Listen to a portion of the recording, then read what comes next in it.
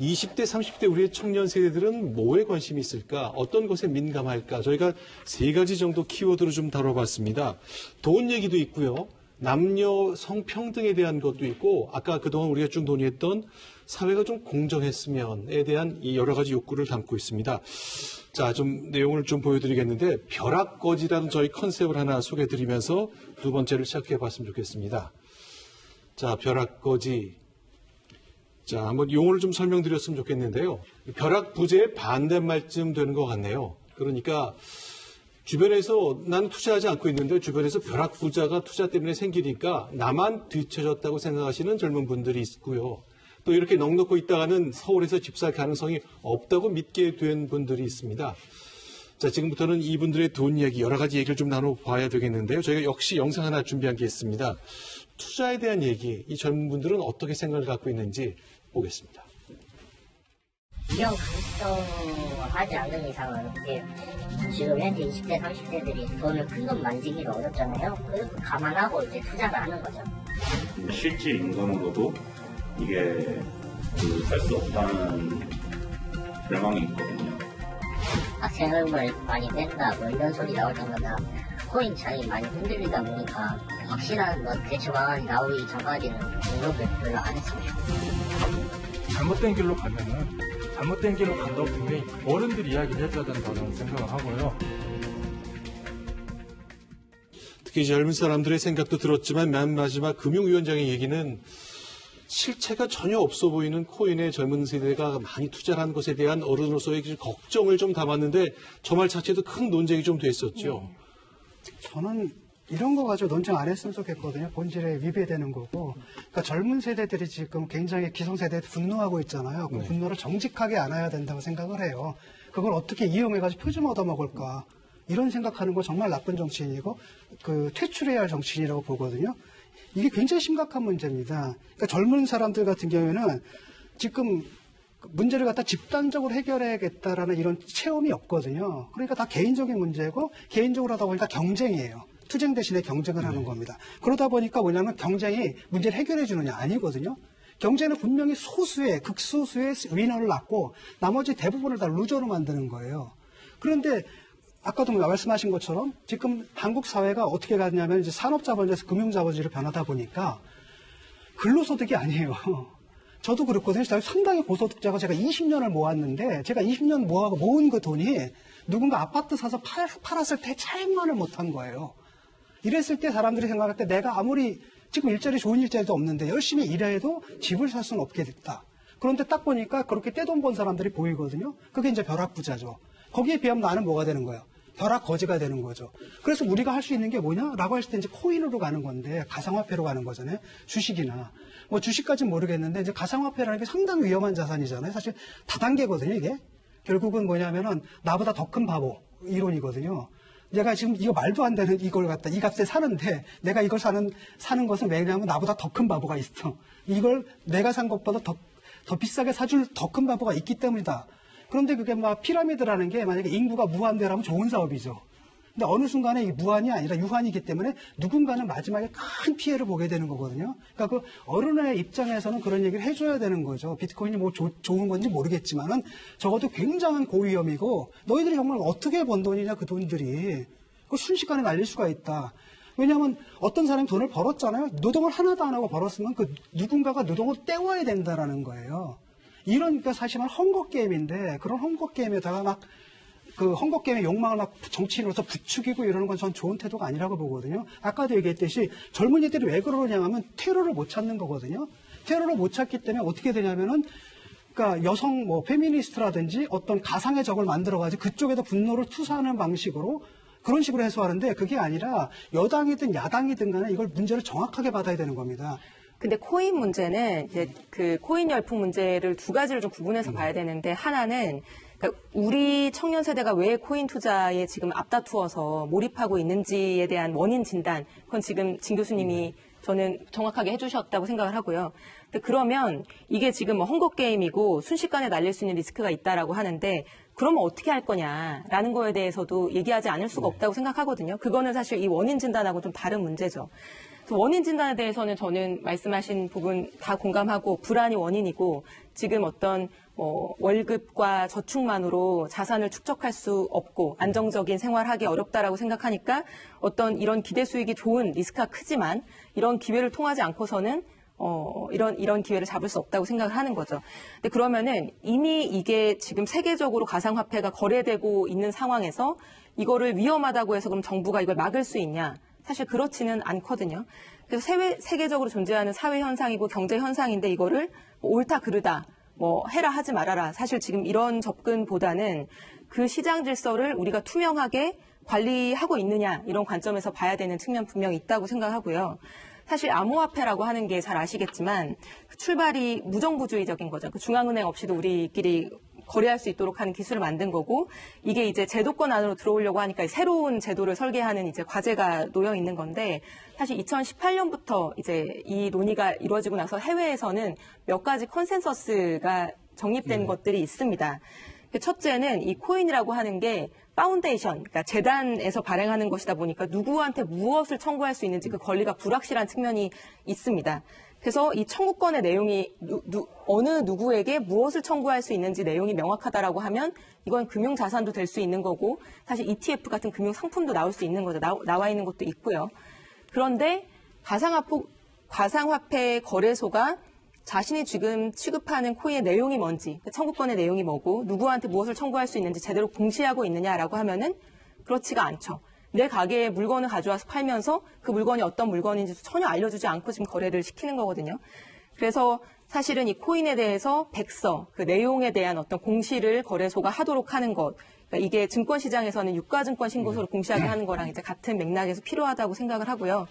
또 지금 거래소 입장에서 우리 증권은 예탁결제원 같은 걸 만들어서 이 회사 돈과 고객이 예치한 금액을 분리해서 소비자, 투자자 보호를 하지 않습니까? 그래서 코인 같은 경우에도 그런 이게 일종의 개처럼 이 한정된 그룹 안에서만 거래를 할 거라면 모르겠으되 이거를 불특정 다수에게 공개적으로 거래하게 하는 이상에는 어떤 증권시장에 준하는 그 룰을 준용해서 특정한 어떤 투자자 보호 장치 같은 것들을 만들어야 되는 것은 또 사실이라고 생각합니다. 근데 저는요, 기본적으로 그렇게 하려고 그러면은, 제도권으로 들어오려고 그러면 이것이 증권인지 아니면 화폐인지 이런 것들에 대한 개념 규정을 한 다음에 거기에 맞춰갖게 해야 되는데, 지금은 오히려 정부가 새로 개념 만들고 있어요. 가상징표니 뭐니 이러면서. 그리고 과세할 때 이걸 기타 소득으로 과세한답니다. 그럼 이건 명백하게 증권시장은 아니라는 거죠. 그러니까 오히려 정부가 여러 혼란스러운 개념을 만들고 있는 것이고, 그거는 오히려 지금 시점에서, 자, 가상화폐에 투자하면서 예를 들어 10억 원 얼굴이 그려진 코인에 투자하면서 이게 실질 가치가 있다고 믿어가지고 나중에 내 돈 내놔라 이럴 수는 없어요. 예? 자, 위험을 알고 투자하는 거라는 거죠. 근데 거기에 대해 가지고 오히려 은성수, 예전에 박상기 이런 사람들이 한 마디씩 던질 때마다 시장이 크게 반응하면서 정부 때문에 내가 돈을 잃었어 이렇게 생각하는 사람이 생길 때마다 위험해지는 거거든요. 저는 위험에 대해서는 정확히 공지하되 저는 정의나 개념 정의나 과세 이런 것 때문에 시장이 출렁이는 거는 막을 필요가 있다. 그리고 사실 이게 그 블록체인과 가상화폐 거래 이거 외에도 더 큰 어떤 영역이 있습니다. DeFi라고 하는 중앙화 금융이라는 것도 있고 그런 것들 산업이 발달하기 위해서는 어느 정도는 이런 시장이 발달할 필요가 있는 거거든요. 코스닥 시장 같은 경우 아까 이 의원이 말씀하신 굉장히 안전 규제들 많이 들어가 있지만은 코스닥 잡주 보세요. 가보면은 5천억짜리 회사인데 가보면 뭐 하는 회사인지 모르고 이런 회사 많아요. 그렇다고 해가지고 코스닥이 완전한 시장이 아닌 것처럼 젊은 세대가 위험을 인지하도록 하는 것에 그치면 됩니다. 하나는 저 의원 말씀 드리고 싶은데 황교안 씨가 그런 말을 했거든요. 이 정부는 국민이 부자 되는 꼴을 못 보는 것 같다.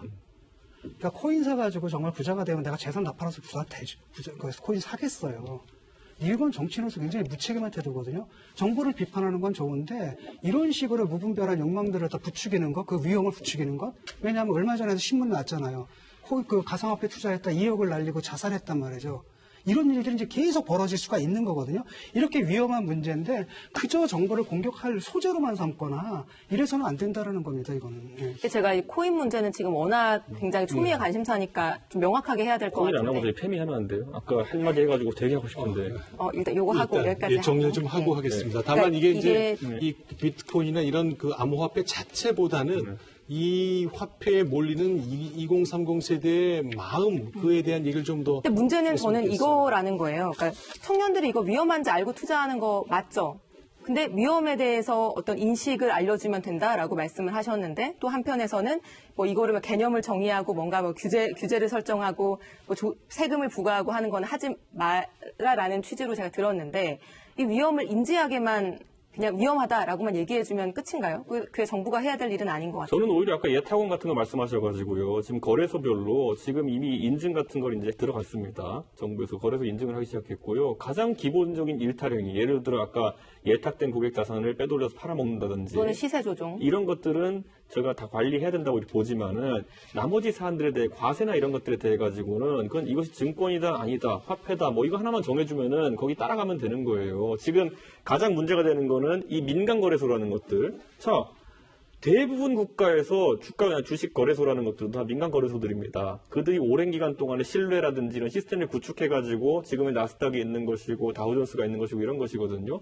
저는 그런 신뢰는 시장에서 알아서 구축해 나갈 것이다. 저는 이렇게 보는 겁니다. 시장에서 알아서 구축해 나간다고 얘기하기가 어려운 게 사실은 지금 있는 이 거래 시스템에서 거래소들은 나름대로 이제 금융권하고의 어떤 실사를 받는다거나 그래서 예컨대 뭐 시세 조정이라거나 어떤 차명 거래의 문제 이런 것들을 투명하게 공개하는 걸 전제로 해서 사실은 신뢰가 구축되고 어떤 정상적인 거래가 일어날 수 있는 것이죠. 그래서 제가 볼 때 지금 어떤 이견이 있는 것 같아 보이진 않는 게 최소한의 투자자 보호를 위한 장치들은 필요하다라고 하는 것에 거래소가요, 자기 스스로 잠깐만요. 제가 보호하는 좀 진행자로서 개입을 좀 해야 되겠습니다. 이제 디테일한 그 암호화폐 그 제도에 대한 얘기는 물론 중요한 얘기지만 오늘은 조금 좀 미뤄야 될 것 같고요. 저희들이 이제 제가 제 뒤를 보이는 것처럼 몇 가지를 이제 키워드를 고른 것이 2030 세대, MZ 세대 분들의 마음을 움직이는 것들이 무엇인가를 하나씩 짚어보기 위한 것입니다. 돈 문제, 일자리 정도가 아니라 아파트나 이 코인처럼 큰 돈을 버는 사람 때문에 상실감이 생기고 있는 것, 이 문제를 어떻게든 기성 정치권이 해결해 줘야 된다는 숙제를 다시 한번 재확인하는 것으로 이 정도 정리를 하겠고요. 저희가 크게 관심을 갖지 못한 가운데 이번 선거에서 이 출구조사 결과를 보니까 20대 남성의 72.5%가 오세훈 후보를 지지한 거로 나와서 많은 분들이 많이 놀랐습니다. 남녀 성평등 이 관계와 관련해서 젊은 세대가 갖는 생각이 조금 남다른 것 같고 역시 정치 이슈가 되는 것 같습니다. 장혜영 의원께 좀 먼저 질문을 좀 드려보겠습니다.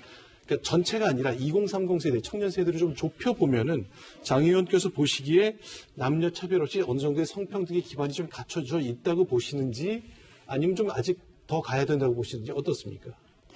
일단 단적으로 이번 4.7 재보궐선거만 보더라도 이 재보궐선거가 일어나게 된 원인이라고 하는 것이 바로 이 정치인들의, 유력 정치인들에 의한 성비위였단 말이에요. 네. 근데 이 선거가 진행되는 그 과정에서 이 선거가 일어난 의미가 충분히 제대로 시민들에게 전달되지 않고 오히려 완전히 다른 방식으로 호도된 부분에 있어서 저는 우리가 지금 우리 사회가 마주하고 있는 성평등의 현 주소가 있다라고 생각을 하고요.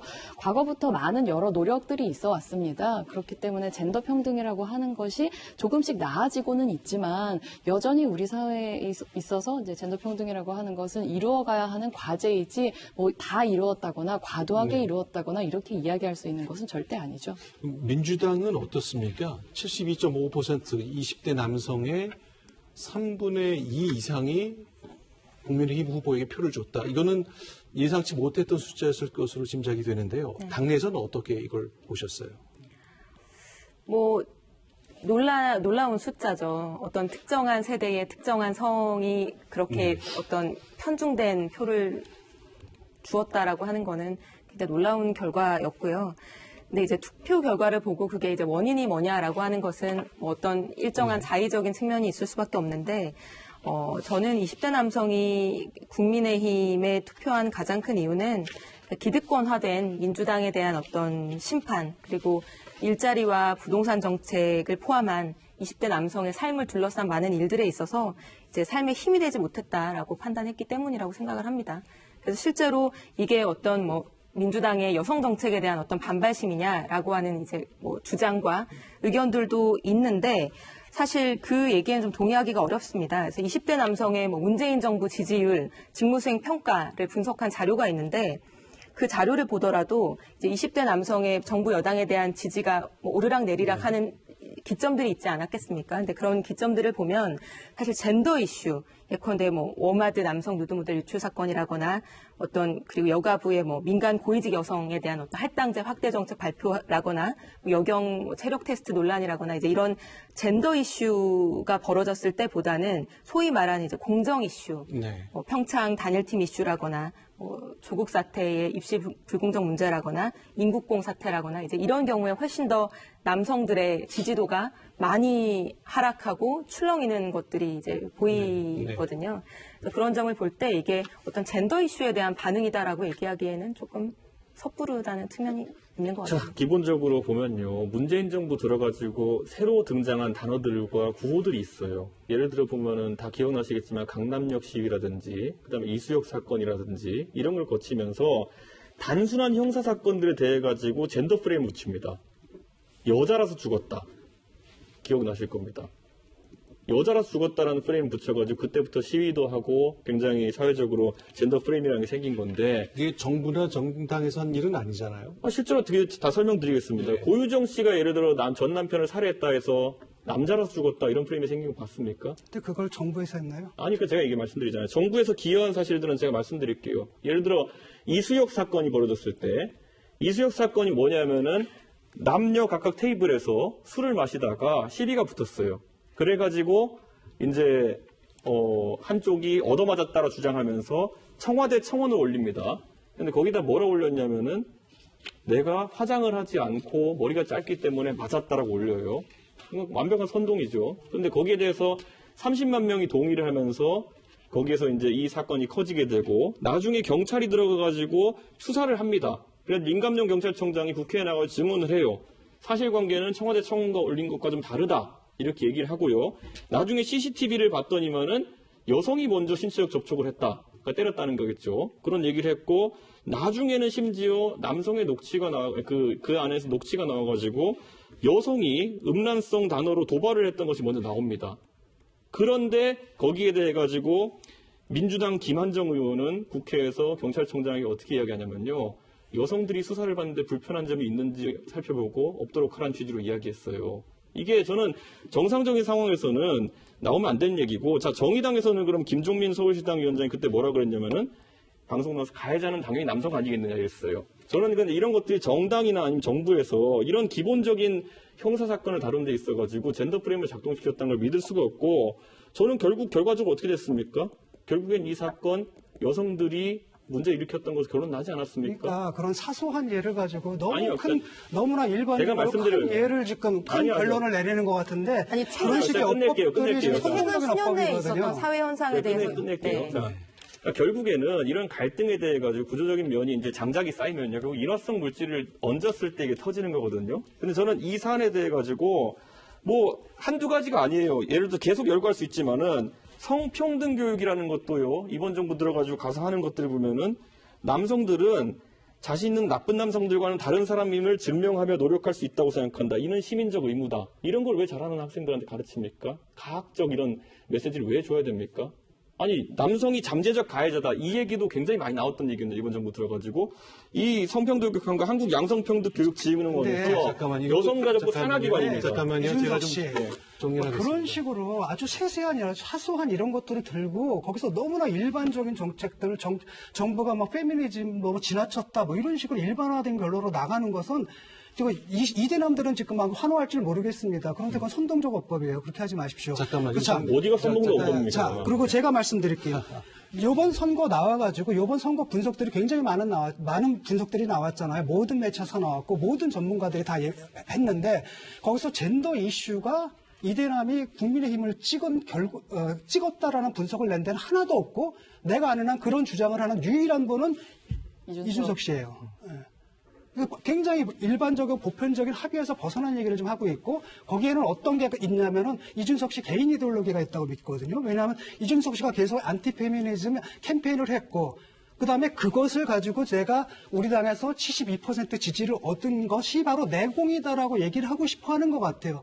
그것 때문에 자꾸 말도 안 되는 논리를 펴는데 일반적으로 모든 매체에서 분석을 할 때 젠더 이슈는 그런 적 없었고, 아까 그 남성이 있었잖아요. 페미니즘 때문에 그랬다라고 얘기를 한 분이 10명, 이대남 10명 중에 1명 정도 있었다라고 하거든요. 그런데 2030 중에서 절반은 여성이고요. 그 절반 중에서 10분의 1 정도인데 그런 사람이 있겠죠. 하지만 이 사람들이 나머지 전체를 대변한다고 얘기해서는 안 되는 겁니다. 2년 전에, 아니 3년 전이죠. 이미 2018년 말에. 또 그런 예를 들죠. 그 밖에도 예를 들면 여성들이 당한 예는요. 제가 무슨 말을 할지 어떻게 하고 계십니까? 이거 제가 말씀드린 건 통계예요. 들어도 여성들이 아니, 그렇게 당한 예들을 갖다 일일이 얘기를 하면은 아니요, 제가 무슨 말 할지 어떻게 알고 대장경을 써도 못할 얘기하십니까? 겁니다. 자, 2018년 말에 그때 이제 리얼미터 위로에서 했던 조사를 보면은 20대 같은 경우에는 젠더 갈등, 성 갈등에 대해서 가장 주요한 갈등이라고 응답한 사람이 52% 가까이 됐었어요. 자, 윗세대로 올라가면은 경제적 계급 갈등이 나오고요. 위로 올라가면 지역 갈등, 인연 갈등이 나옵니다. 아랫세대에서는요, 경제적 개념 갈등이 오히려 약해요. 그런 상황 속에서 젠더 갈등이 가장 중요한 갈등이라고 생각하는 사람이 50%가 넘는 상황 속에서 애써 이거는 아무것도 아니다라고 부인하는 것 자체가 저는 그런 인식을 유지하면 나쁘지 않아요. 아니, 그런데 젠더 지금 당장 갈등을 내가 왜 부인합니까? 문제는 뭐냐, 그 젠더 갈등이라는 게 이번 선거 결과에 영향을 미쳤다는 걸 부인하는 거예요. 요번에 아무런 영향도 없었거든요. 그다음에 자, 그래서 보세요. 진중권 교수가 그때 잠깐만요. 페이스북에 올린 거 네, 봤어요. 아직 안 끝났거든요. 자, 일단 얘기를 좀 시간 안별 제가 좀 네. 적정하게 해보겠습니다. 예. 잘 보십시오. 지금 20대 지지율 추이를 보세요. 어젠가 오늘 그 갤럽 그 나왔죠? 그 여론조사 결과가 작년 12월에 40%였어요. 그런데 지금 어떠냐? 20%거든요. 그 사이 20%가 빠졌는데, 아니, 그 문재인 정권의 페미니스트 정책이 문제였다면은 옛날부터 빠져 있어야 되잖아요. 그게 최근에 빠졌거든요. 그럼 뭘 생각해야 되냐? 두 가지입니다. 공정 이슈가 있는 거죠. 공정 이슈가 있고 또 하나가 바로 뭐냐? 부동산과 이번에 가상화폐. 이런 걸 생각을 해야 되는 거죠. 근데 준석 씨가 계속 그러는 것은 당내에서 자기 입지 때문이에요. 사실은 내가 캠페인 나올 잘한 거 내가 인정을 해요. 하지만 그 캠페인에서도 뭐 안티페미 캠페인을 한 것 같지는 않거든요. 그런데 그거를 갖다 자기 자신의 그 개인 이데올로기 때문에 이런 사회적 이슈를 왜곡해서 해석을 하고 그다음에 거기다 왜곡된 해법을 내가지고 젊은 세대들을 갖다 선동하는 것은 저는 안 좋은 거라고 봐요. 자, 진 교수가 방금 인용하신 갤럽 통계를 보면은 그러면은 지금 이제 문재인 정부의 20대 지지율이 21% 이렇게 걸렸거든요. 그러면은 그때 40%다 얘기하면은 작년 말에 비해 가지고 나머지 지지율은 20% 안 떨어졌습니까? 20% 떨어졌거든요. 아니요. 다른데 20대가 급속하게 떨어진 거죠. 다른 지지율은 얼마 떨어졌는데? 보통 평균 지지가 29까지 왔거든요. 네. 그러니까 30이라고 보시면 됩니다. 그러니까 원래 얼마였는데 그거는? 46 이렇게 갔습니다. 그것도. 그러니까 제가 이렇게 얘기하는 건 뭐냐면은 젠더 이슈에 대해 가지고 아까 말씀하셨던 것처럼 자, 아까 평창 올림픽도 얘기하고 있지만은 그것도 물론 불공정 이슈죠. 근데 구조적으로 20대 남성이 지금 문재인 정부에 대해 가지고 2018년부터 꾸준하게 낮게 나오는 이유는 그게 있는 거예요, 지금. 그 기저효과를 무시하면 안 된다는 아니죠. 거예요. 제가 아까 얘기를 했듯이 낮게 나오는 이유는 뭐냐면 20대는 당연히 민주당 편이다라는 편견에서 벗어나야 된다는 거예요. 왜냐하면 그렇다고 20대가 그러면 5, 60대를 편이냐? 그것도 아니잖아요. 국민의힘 편이냐? 그것도 아니잖아요. 그들은 별종이다라는 거죠. 그들은 산업화 이데올로기, 쉽게 말하면 산업화 이데올로기 두 개거든요. 하나가 바로 뭐냐면 경제적인 산업화고 또 하나가 민주화인데 거기서부터 자유로운 세대니까 그들이 당연히 민주당 정권에 대해서 지지가 낮은 건 너무나 당연한 현상이라는 겁니다. 이게 그 다음에 20대라는 게 결국 뭡니까? 그 절반은 또 여자잖아요. 그리고 사실 젠더 이슈에 이번에 민감하게 반응한 건 뭐냐면 오히려 여성들이었거든요. 15%가 국민의힘으로 안 가고 그 15%를 민주당하고 하면은 대충 비슷해지는데 15%가 국민의힘으로 끝내 못 갔다는 건 뭘 말하냐면 지금 이준석 씨가 보여주는 이런 태도 때문에 민주당에서 성추행을 했어도 그래도 민주당이 기본 정책에는 찬성한다. 그리고 성추행을 한 것은 개별 인사들의 문제다라고 인식하는 여성들이 많았다라는 겁니다. 근데 국민의힘으로 가려니까 저기는 아예 당 자체가 아니다라는 판단을 하는 거거든요. 자, 그러면 여기서 제가 반박을 할게요. 반박을 해야죠. 제가 네. 너무 두 분만 잠깐만요. 말씀하시니까. 좀 말씀의 기회를 드리고 그다음에 바로 말씀하시도록 하겠습니다. 아니 저는 그 20대 당사자의 분들의 입에서 이런저런 평가들이 나오는 건 좀 그럴 수 있다고 생각하지만 저는 정치 세력 또는 정치인이 이렇게 20대 남성, 20대 여성 이렇게 구분해서 갈등 구조를 만들고 서로 적대시하게끔 하는 것을 저는 조장하는 어떤 얘기를 하는 것은 저는 적절하지 않다고 생각합니다. 그러니까 어떤 고통을 비교해서 누가 더 고통스럽냐라는 어떤 질문을 던지면서 갈라치기를 하는 것이 결국에는 어떤 문제에 빠지냐면 내 고통이 세상에서 제일 중요하다라는 생각에 사람들 빠지게 하면서 결국에 내가 가장 고통스러우니까 고통에 대해서 말할 자격은 나한테만 있다. 이제 이런 독선에 빠지게 되는 거거든요. 근데 실제로 정부가 이제 조사한 내용 중에 저는 이제 주목한 조사 하나가 10대부터 30대까지 이제 우리 사회가 여성에게 불평등하냐, 남성에게 불평등하냐 질문을 던졌는데 여성한테 불평등하다고 생각하는 게 여성들은 74%고 이제 남성 중에서는 한 18% 정도 동의를 했고요. 반대로 남성한테 불평등하다고 생각하는 사람 해보니까 남성 51%가 남성한테 불평등하다고 하고 여성은 한 7.7% 이게 극과 극으로 나왔거든요. 근데 이 조사를 보고 이 여성과 남성 둘 중에 한 명은 뭔가 잘못 생각하고 있는 걸까요? 그러니까 뭐 망상에 사로잡혀 있는 걸까요? 저는 아니라고 생각하고, 그러니까 실제 우리 사회에서 여성도 남성도 모두 자신들이 불평등에 시달리고 있다고 느낀다는 거예요. 그래서 아마 실제로 그렇게 느끼기 때문에 그런 답을 했을 거라고 생각을 하고, 근데 우리가 그중에 한쪽 편의 입장에만 공감을 하면서 둘 간의 어떤 뺏고 뺏기는 싸움으로 이 문제를 보는 게 우리 사회 청년들한테 무슨 도움이 되겠는가라는 생각이 듭니다. 그리고 청년 세대 안에서도 남자, 여자만 구분이 됩니까? 그 안에서 20대 청년이었던 김용균 씨, 그리고 만 19세였던 구역 김군, 이런 이제 세대 간의 문제가 있는 거죠. 근데 과거에 우리가 뭐 이념 갈등도 있고 지역 갈등도 있고 그랬잖아요. 뭐 빨갱이냐 아니냐 뭐 이념 갈등, 또 뭐 호남이냐 영남이냐 이런 지역 갈등이 굉장히 역사에 상처를 많이 남겼고, 그때도 이념 갈등이나 뭐 지역 갈등을 조장해서 정치적인 이익을 추구하는 사람들이 있었죠. 지금 성별 갈등을 조장하는 게 저는 똑같은 거라고 생각을 합니다. 예전에 노무현 대통령께서 지역 갈등 이제 타파하려고 많이 노력하신 분인데 그분이 이런 말씀하셨어요. 경상도 노동자와 전라도 노동자가 싸우는 동안 누가 이득을 보느냐. 이 문제도 저는 똑같다고 생각하는데 청년들이 남성, 여성 불문하고 지금 모두 어려운 상황에 놓여 있어요. 근데 이 불안한 상황에 놓여 있는 약자들을 서로 대립시켜서 이익을 얻는 사람이 누구냐. 자, 지금 계속 길게 말할 필요 없고요. 자, 이게 참 저열한 프레임인 게요. 자, 젠더 갈등을 아까 제기했듯이 일련의 상황을 통해 가지고 유도했던 쪽이 어느냐를 보면 돼요. 기본적으로 아까 민주당 의원이 국회에서 뭐라 그랬습니까? 어떤 특정한 형사 사건에 대해 가지고 계속 이제 여성들의 편의를 봐주라는 식으로 이야기했던 것도 있고, 자, 할당제 계속 나오지만은 이 할당제라는 것 자체가 지금 기울어진 운동장 이론이라든지 아니 남성이 꿀 빨았다 이런 것이 나오는 것이고, 저는 기본적으로 젠더 갈등이 있다는 걸 인정하시는 겁니까? 아닙니까? 아까 말씀하신 통계에 따르면 있다는 거 인정하시는 거죠? 젠더 갈등이 없다고 할 수 없죠. 그러니까요. 있다는 걸 전제한다고 하면은 그걸 해소하는 과정 중에서 자, 각자가 성평등을 다르게 정의하고 있는 거예요. 지금 진중거 교수님 세대에서는 당연히 가부장제나 이런 것들로 인해 가지고 여성들이 불합리한 점이 있었겠죠. 그걸 해소하기 위해서 적극적인 보정을 한 것이 옳다는 것이 성평등일 거예요. 근데 지금 젊은 세대에 있어가지고 예를 들어 이소영 의원이나 장혜영 의원 같은 경우에 혹시 본인이 지금 원래 직업이 변호사시죠? 네. 변호사까지 가시는 동안에 어떤 불합리한 여성으로서의 차별을 받으셨습니까?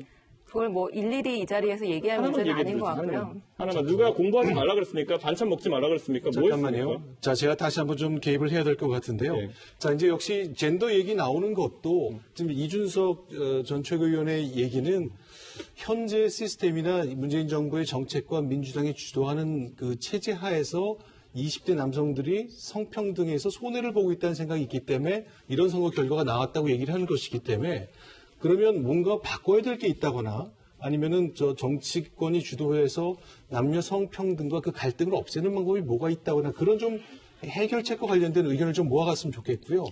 그런 점에서 이런 거 좀 바꿨으면 좋겠다고 대안을 내신다거나, 앞으로 이제 국민의힘은 집권당이 되고 싶고 또 대통령도 배출하고 싶은 곳이니까 우리가 집권을 한다면 우리 당은 이쯤 되는 정책을 내세워서 남녀 간의 갈등을 좀 없애면서 성평등을 더 맞춰가겠다.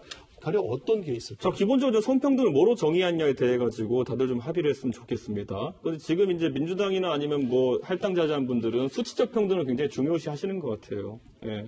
그리고 저희 같은 경우에는 저희 당의 많은 인사들 같은 경우는 기회의 평등을 중시합니다. 그러다 보니까 이런 차이가 좀 나오는 것 같은데, 뭐 경제적으로도 결과의 평등을 좋아하는 사람들이 있죠. 그런 사람들 보통 사회주의자라 그러죠. 근데 저는 이 상황에서 과연 20대, 30대라는 세대 분에서 박탈된 기회가 무엇인지 우선 정의하고 가야 될 것 같아요. 그래야지 그걸 보정하기 위한 작업에 서로 동의할 수 있는 것인데, 지금 봤을 때는 박탈된 기회라는 것이 전 잡히지가 않거든요.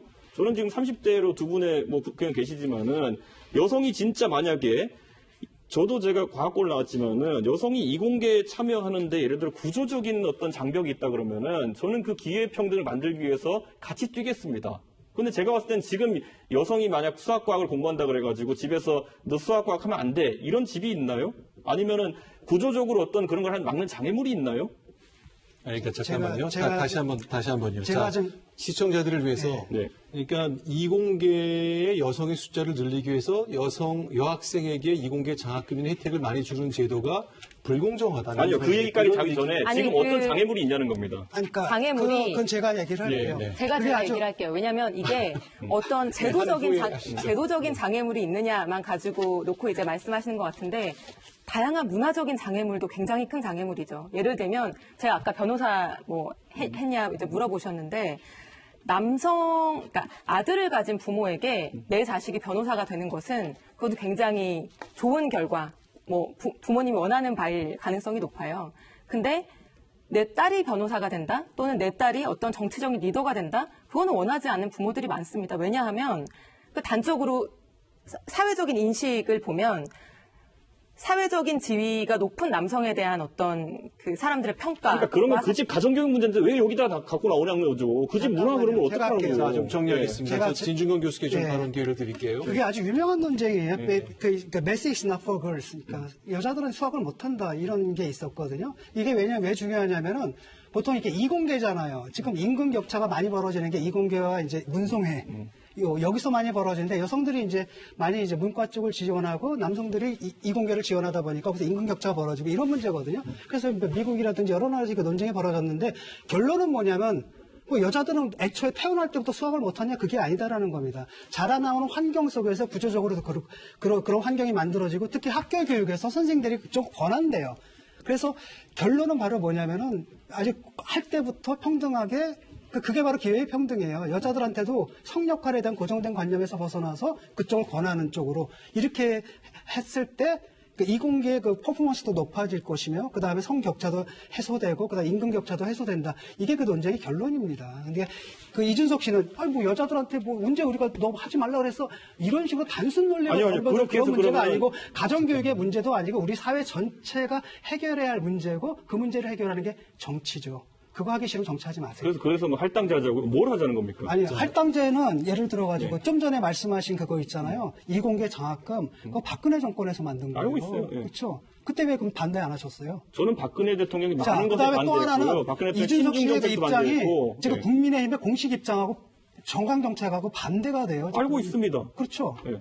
자, 좀 정리하겠습니다. 반대가 오늘 되면 정강정책은- 잠깐만요. 반강령 정강정책에 동의하지 않는 건 많습니다. 네, 정리하겠습니다. 자, 이제 저희가 이 젠더 이슈를 다룬 이유는 이제 워낙 20대 남성의 이번 사철 재보궐선거 때 오세훈 후보에 대한 표가 많이 몰렸기 때문에 그 안에 담긴 정치적 화면을 우리가 찾아내고 그 다음에 혹시 제도를 바꾼다면 또 공감대를 모아간다면 무엇이 있을까를 좀 찾아보고 싶어서 좀 다뤘던 건데 이제 워낙 진중권 교수나 이준석 최고위원은 이제 지상 논쟁을 계속 해왔기 때문에 그 연장선에서 얘기가 가서 시청자 여러분께서는 어쩌면은 좀 충분한 설명이 안 된 가운데 얘기가 좀 진행됐을 수 있겠습니다.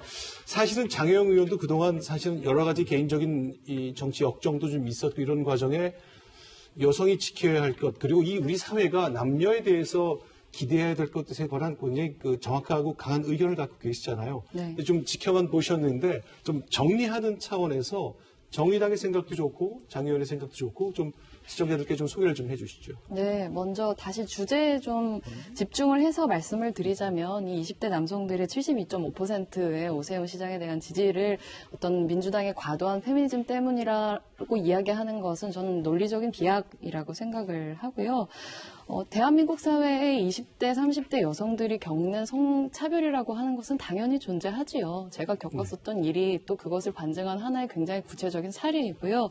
그래서 코로나19 1년 동안에 사실은 취약한 사람들이 훨씬 더 취약해진다라고 하는 것을 아주 많은 측면에서 보게 되었고 20대 여성들이 겪게 되었었던 어떤 코로나 직후의 취업자 감소라고 하는 것은 20대 남성들이 3만 명의 취업자 수가 감소했을 때 20대 여성은 10만 명이 줄었습니다. 그렇다면 여기에는 그것이 정확하게 어떤 이유에 귀결되는 것인지에 대해서는 토론의 여지가 있겠지만 적어도 거기에 차별이 없었다라고 말하는 것은 굉장히 설득력이 없는 거겠죠. 그리고 다음 부분에 있어서 여성들에게 있어서 어떤 젠더 평등이 필요하다, 젠더 평등에 대한 목소리를 높이게 되는 이유는 다른 게 아니라 안전의 문제입니다. 안전의 문제에서 2019년 경찰청 통계를 좀 가지고 와볼게요. 범죄 통계에서 30세 이하의 강간 피해자 남성이 몇 명이나 될 것 같으십니까? 19명입니다. 여성 피해자가 얼마나 될 것 같으세요? 3,338명입니다. 남성의 175배의 강간 피해를 당하는 것이 30세 이하의 여성들이라고 한다면 여기에 있어서 우리가 성평등이 필요하다. 동등한 시민으로서의 안전을 요구하는 것이 어째서 과도한 요구이고 성평등이라고 하는 것이 이미 존재한다고 얘기할 수 있는 근거가 됩니까? 자, 그러면은 저는 강간 통계나 이런 것도 들고 오면 당연히 그것은 성폭행이라는 범죄 특성상 남녀 차이가 나올 수 있지만 그렇게 지나가시면 안 되죠. 어떻게 거기서 당연히 나올 수 있는 거죠? 그건 정정하셔야 된다고 생각합니다. 성폭행이나 아니면 이런 성범죄 되고 네, 정정하셔야 올바르지 돼요. 못한 발언입니다. 그 발언이야말로 남성들을 전제적 가해자로 몰아가는 발언이라고 생각합니다. 제가 제 발언하겠습니다. 자, 정리할게요. 오늘 제가 정리하면서 이렇게 해드릴 일이 많은데 잠깐만요. 네. 이제 경찰의 통계를 얘기하는 과정, 이제 175배의 남녀 차이가 있다는 것에 대해서 아마 이제 당연하다는 것이라는 게 그동안의 과거의 흐름하고 이어봤을 때 그게 크게 벗어나지 않는다는 뜻으로 한 걸로 제가 좀 해석을 해드리겠습니다. 일단은 그리고 정정을 요청받은 거 관련해서 일단 하지 않겠습니다. 제가 거기서 만약 입장 밝히라면요. 그 자체도 좀 존중을 하겠습니다. 저는 강간 자체가 문제가 되고 그 수치는 계속 줄여야 된다고 생각합니다. 그리고 여성에 비해서 남성이 더 강간의 가해자가 많다는 것은 인정하고요. 큰 잘못이라고 생각합니다. 자, 그러면은 아까 말했듯이 그러면 선동에 있어가지고 자 여자라 죽었다를 뒷받침한 통계 볼게요. 살인 피해자 숫자를 보면요. 남자 428명, 여자 326명, 강도 남자 418명, 여성 367명, 상해 남자 19,000명, 여자 12,000명, 폭행 남자 8만 명, 여자 5만 명. 강간과 강제추행이 있어가지고는 당연히 장의원 말씀하신 게 옳습니다. 전 그렇다 했을 때 최근에 일어났던 살인사건이나 이런 것들이 있어가지고 젠더 갈등을 부추기려고 했던 것은 어떻게 받아들였겠습니까? 저는 성 문제에 있어가지고는 여성이 절대 피해자라는 걸 항상 인지하고 있고 여기에 대해서 수치를 줄여야 된다. 저는 그렇게 주장합니다. 자, 그 살인사건의 범인의 성별을 좀 따져볼 필요가 있는 거죠. 남성이 많을까요? 여성이 많을까요? 남성이 많겠죠. 그렇죠. 따져주세요. 그 젠더랑 상관없는 문제라는 겁니다. 그거는. 아니 여자라서 죽었다는 건 피해자의 입장에서 얘기하는 거죠. 오히려 호도하는 건 이준석 위원이시라고 생각합니다. 오히려 젠더 프레임을 굉장히 활성화해서 모든 것을 기승전 젠더로 몰아가시려고 하는 의도를 저는 진짜 이해할 수 없습니다. 여자라서 죽었다는 말은 있는데 남자라서 죽었다는 말은 없는 여자라서 죽었다는 말은 오늘 이 자리에서 이준석 위원 말고는 아무도 하고 있지 않습니다. 정리하겠습니다. 자, 지금 일요일 밤 저희 이제 꽤 늦은 시간이고 밤 10시 40분이 지나서 많은 시청자분들이 좀 지켜보고 계시는데요. 하나의 그 자연인으로 나와서 말씀하시는 것도 있지만 또 민주당, 국민의힘 또 정의당을 대표해서 나오신 측면도 있고 그러니까 여러 가지를 좀 종합적으로 판단해야 될 것 같습니다. 저도 진행을 해야 될 책임이 있기 때문에 시간이 많지 않기 때문에 20대, 30대 MZ세대를 이렇게 뜨겁게 만드는 요인들에 대한 얘기를 하고 있는데요. 마지막 저희가 준비한 공정에 대한 얘기를 좀 나눠보겠습니다. 사실은 공정이라는 게 저희가 매우 중요함에도 세 번째 둔 이유가 어떻게 보면 진부해져서 너무 많이 얘기를 한 탓도 좀 있다고 저는 생각을 해요. 조국 국면부터 지금까지 쭉 이어지는 동안 사실은 민주당이 그동안 이제 압박도 받고 공주에 몰리시는 기회도 있지만 사실은 국민의힘도 만약에 집권당이 된다면 똑같은 기준으로 똑같은 질문을 받게 될 것이기 때문에 내부적으로 긴장을 많이 하셔야 될 거라고 생각이 됩니다. 2030 세대를 위한 그 공정에 대한 각별한 생각을 위해서 민주당이 이제 내년 대통령 선거도 있고 큰 선거가 앞으로 많이 남았으니까 내부 논의도 좋고요. 이소영 의원의 개인 생각도 좋은데 이런 거 정도 좀 해봤으면 좋겠다. 이 점을 우리 당 또는 우리 시청자, 우리 국민들이 그 관점으로 공정을 좀 봤으면 좋겠다. 좀 말씀하신다면 어떻게 있겠습니까?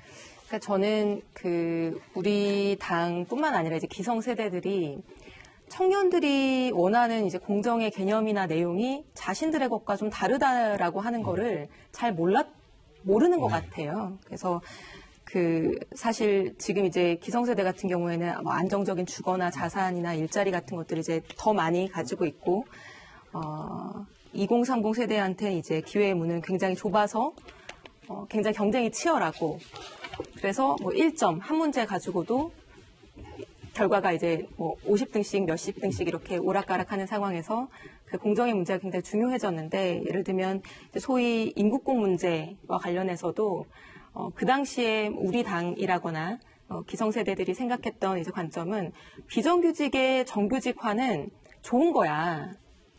잘 몰라서 그런 건데 그건 우리 사회에서 꼭 필요한 과제야라고 이제 그런 메시지만 계속 던졌는데 청년들 입장에서는 그 정규직 일자리를 얻기 위해서 고군분투하고 있는 사람들이 너무나 많은 거죠. 그래서 그 사람들의 이 공정에 대한 감각과 입장을 전혀 고려하지 않고 기성세대, 우리가 기존에 가지고 있었던 공정이나 정의, 평등, 이제 이런 잣대만 들이댄 것이 어떻게 보면 분노를 촉발했다라고 생각하거든요.